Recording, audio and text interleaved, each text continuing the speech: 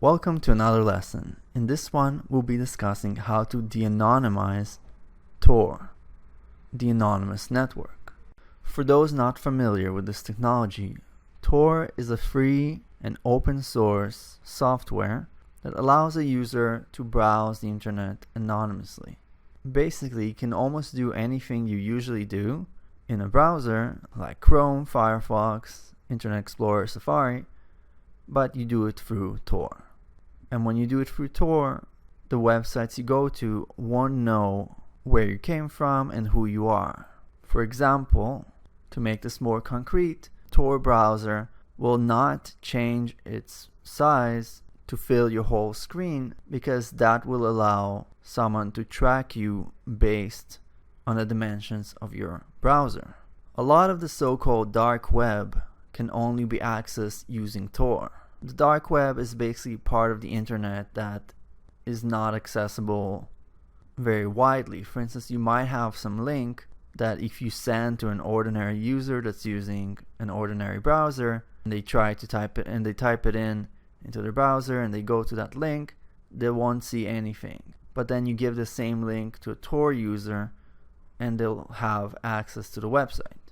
Next, I'm going to show you how to install a version of Tor, and we'll also see how you can break it. So let's start setting up our Tor de-anonymizer. First thing we're going to do is install some prerequisites. So let's install Git in case you don't have it installed in this machine.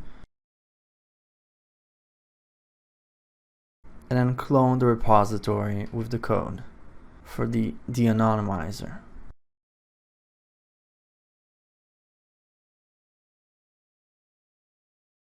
Once you've cloned that, we want to install Tor and a browser for it called Lynx.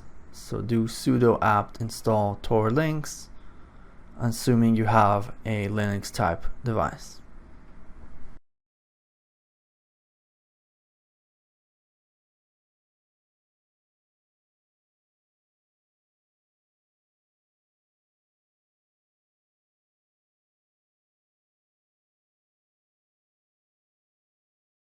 Once we have that installed, we're going to want to gather training data.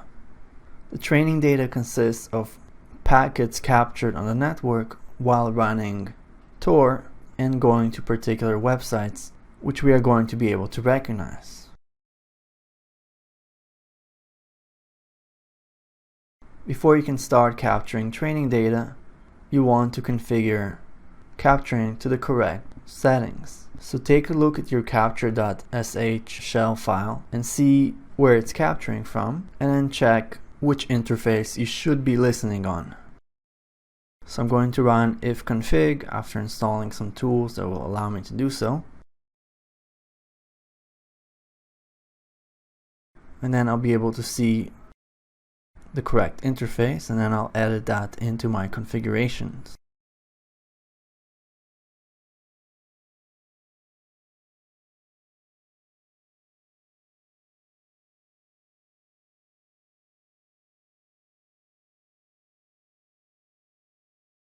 Next thing I want to do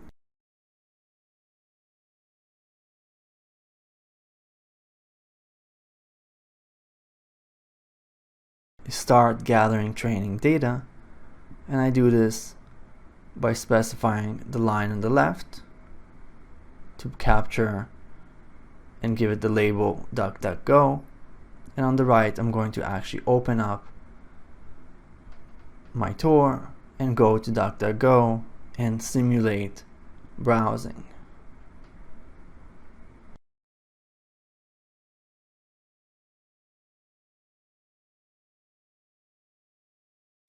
So as I browse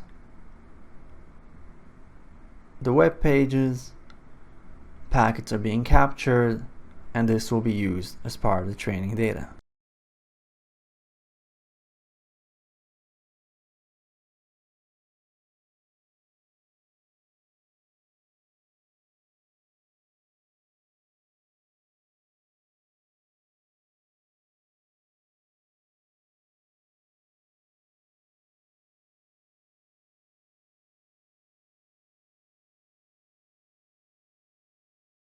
So I've done this now for DuckDuckGo several times and also for GitHub, but I've spared you the details. And now I'm going to go to the configurations and I'm going to specify which websites are actually in the training data. In this case, DuckDuckGo and GitHub.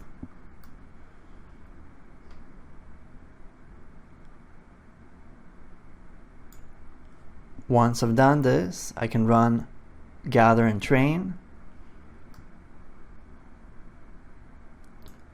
and that's going to produce an initial model which I can then use for prediction.